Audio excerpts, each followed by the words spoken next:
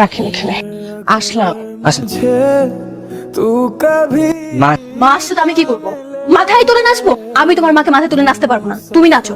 আমি অনেক সহ্য করেছি, আর সহ্য করতে পারছি। তোমার মা বাবা যদি এই বাসাতে থাকে, আমি আজকে রাতের মধ্যে বাসা থেকে চলে যাবো। তুমি এরকম করতেছো কেন? কেন তুমি জানো না ওই মহিলা কোথায়? ওই মহিলার জন্য আমাদের সংসার অশান্তি লেগেই রয়েছে। এ থাকো, কোনো সমস্যা নেই। আমি আর এই সংসার থাকি, তুমি আর তোমার মা মিলে এই সংসারে থাকো। আমি চলে যাবো। কি ব্যাপার?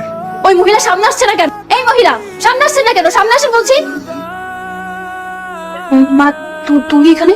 ছি নীলা, তুই তো শ্বশুর শাশুড়ির সাথে এভাবে ব্যবহার, তাদেরকে তুই বৃদ্ধাশ্রমে রেখে আসলি। কিন্তু মা তুমি এত রাত্রে এই বাসায়? তোর ভাবি আমার সাথে খারাপ ব্যবহার করে আমাকে বাসা থেকে বের করে দিয়েছে। আমি আর সহ্য করতে পারছিলাম না। আর অন্য একটা মেয়ে এসে তোমাকে বাড়ি থেকে বের করে দেয় কি করে মা? এভাবে তুই তোর শ্বশুর শাশুড়িকে বের করে দিয়েছিস, সেভাবেই ও আমাকে বাসা থেকে বের করে দিয়েছে। তুই আর তোর ভাবির মধ্যে তো কোনো পার্থক্য নেই, একই। আমার ভুল হয়েছে, যেখানে আমার মেয়ে এরকম সেখানে আমার আশা একদম ঠিক হয়নি। আমি আর এক মুহূর্ত এখানে থাকবো না, আমি আমার বাসায় ফিরে